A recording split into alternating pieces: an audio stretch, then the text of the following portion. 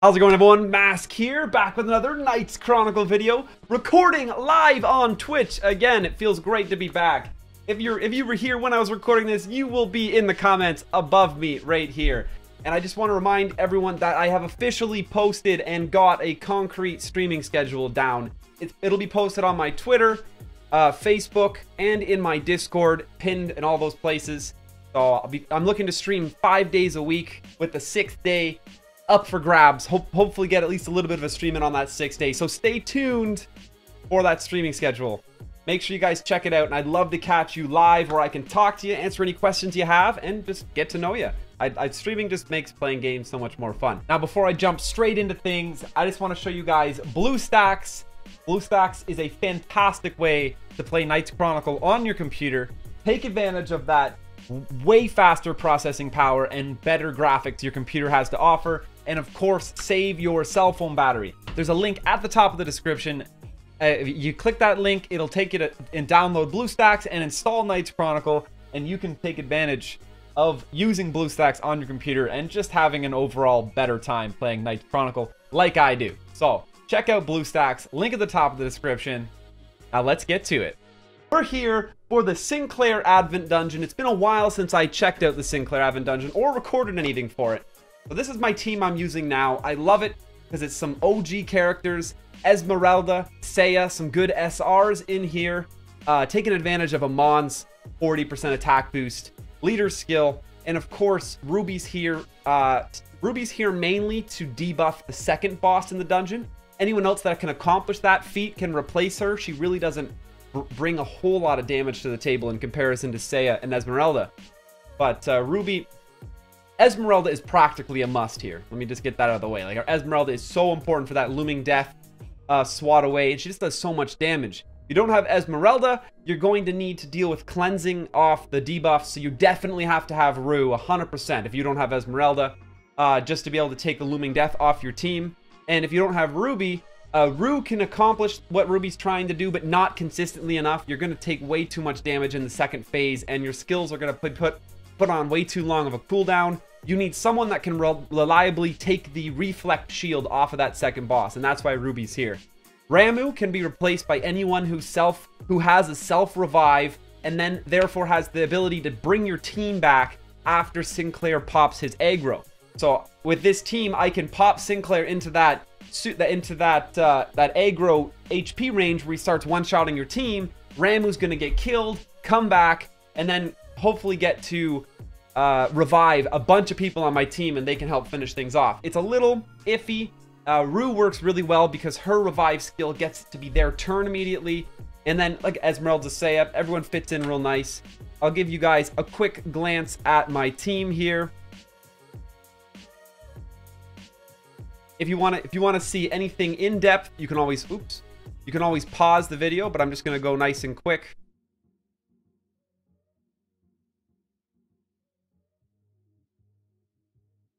Team's pretty well put together. My talents on most characters, I've invested a ton of money, and at least the main ones that I use. It's this Esmeralda and Seiya that I am just crazy pumped about. This 53% crit chance and 54% crit damage is nuts. And you get a lot of bonuses for having that 6 purple star, and they're actually really easy to get on super rare characters. Come into here, enhancement, there's the team. Let's jump into it.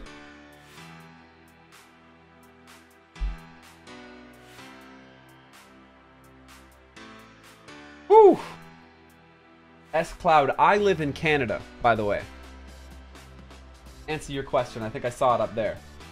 Now, on this first boss, I wouldn't waste too many cooldowns. You kind of want to save the ability to kill things quickly for the second boss, because the longer you spend in the second boss, the worse, because he lowers your cooldowns, and you want to have all your cooldowns up and ready to go for the final boss. So Amon here gets first strike.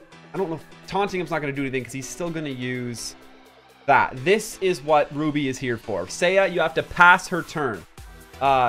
She's stunned anyway. Ruby got the buff removal off. Fantastic. Go for her. Actually, I probably should have went for her skill 3 here, to be perfectly honest with you. Skill 2 should do it. Though, Esmeralda, I'll definitely use her skill too. Just get this guy cleared. Every time he hits you, he's lowering your skill cooldowns, and it really makes it harder to get through the final boss.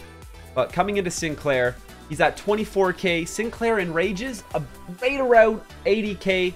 It's somewhere in like the 76 to 78 range, but it's easier just to look at it like an 80k enrage.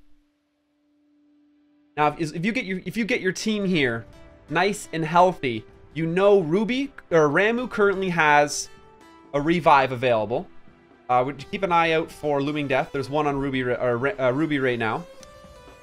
One of the best ways to do this is actually to get your Seiya to pop her Ghost Girl. If she pops her Ghost Girl, you can use her as the Executioner, and it's fantastic.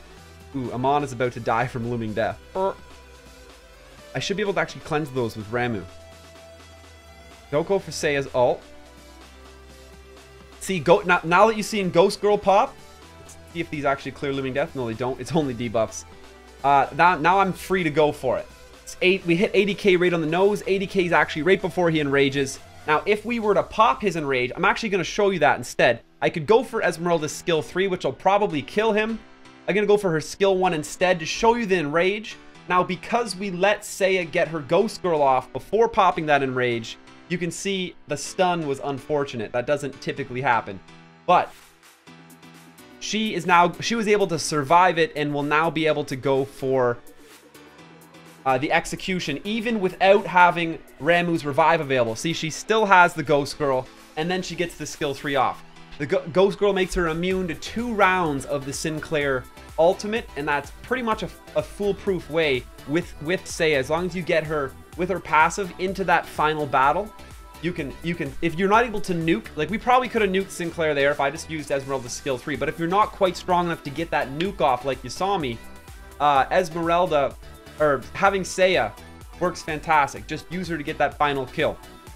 That being said, if you guys look at if you kind of looked at how that played out, my weakest link on my team right now is Ramuh. And if we look at people we could replace her with, to be perfectly honest with you, I feel like Rue is going to do Ramuh's job that I'm trying to get her to do right now way better. Everything that Rue can do is going to help in this dungeon better than Ramuh. So if you have Rue, I would go ahead and use her. She's going to cleanse off the Looming Death. Her revive, she can survive Sinclair's ult or enrage hit with her thing that stops her from dying. The name that's escaping me, I apologize. Keeps her at 1 HP. I'm sure chat's going to help me in a second. So Rue works really well because then when she does get her revive off, it's going to make that person's turn instantly happen, allowing them to execute the boss. Sid struggles the same way that Ramuh does. It only revives 2. It doesn't make their turn come faster. It just decreases their skill cooldowns. Resolve, there's the word. Thank you, chat. You're the best. And those are basically it. Amon gives Resolve out. Rue is probably going to work better than Ramuh. I'm going to throw her in, and let's do one quick run through again.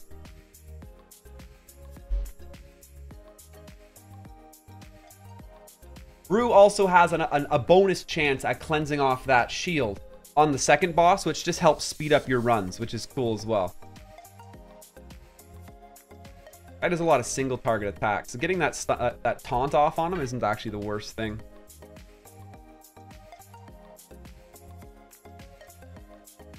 Esmeralda just does so much damage when she crits. Getting her, I'm excited to get her crit rate even higher. I mean, I only ever use her in Sinclair Dungeon, but there's just something about that character I'm just like, gets me so excited to use. You get her up to a 70% crit rate, and she's just critting every time, doing 30% bonus damage every time she hits someone. Boom! Boom! Ruby, actually, I'm just going to use your skill 3, to be perfectly honest. You probably want to save your skill 3 for the final boss, but the shields were down, I just wanted it over with. And my Esmeralda and my Seiya are the ones here to do the nuking. I really don't need Ruby's damage to pull it off. Just take your time. As you can see, the second I see Ghost Girl get popped on Seiya, you can see me kind of rushing. I really want to take advantage of that. That's the most guaranteed way to clear this. I do have 2 turns of Ghost Girl, though. I got to keep that in mind. 2 turns. So, she actually gets to go twice before Ghost Girl is going to be needed. Here's the first time.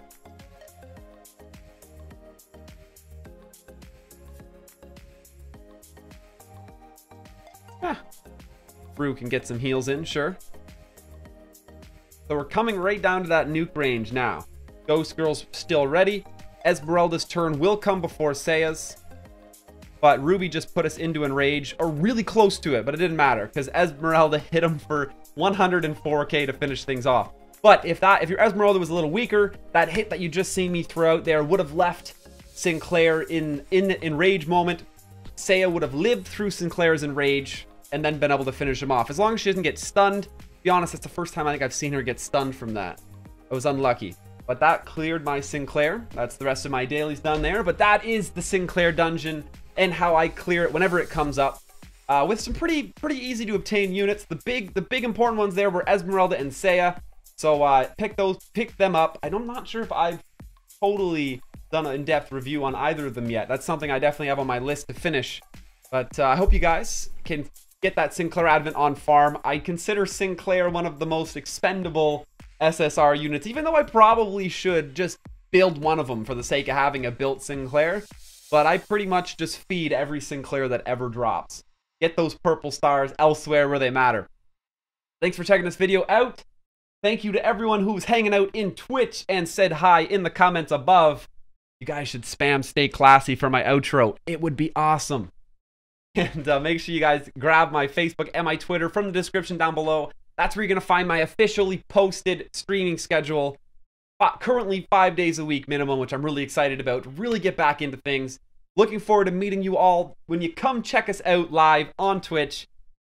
You also have my Discord down there, discord.gg/masstv. Make sure you join Discord. We got a giant growing Discord family that I'd love for you to be a part of. That's going to do it for today. Until next time, smash that subscribe button and stay classy.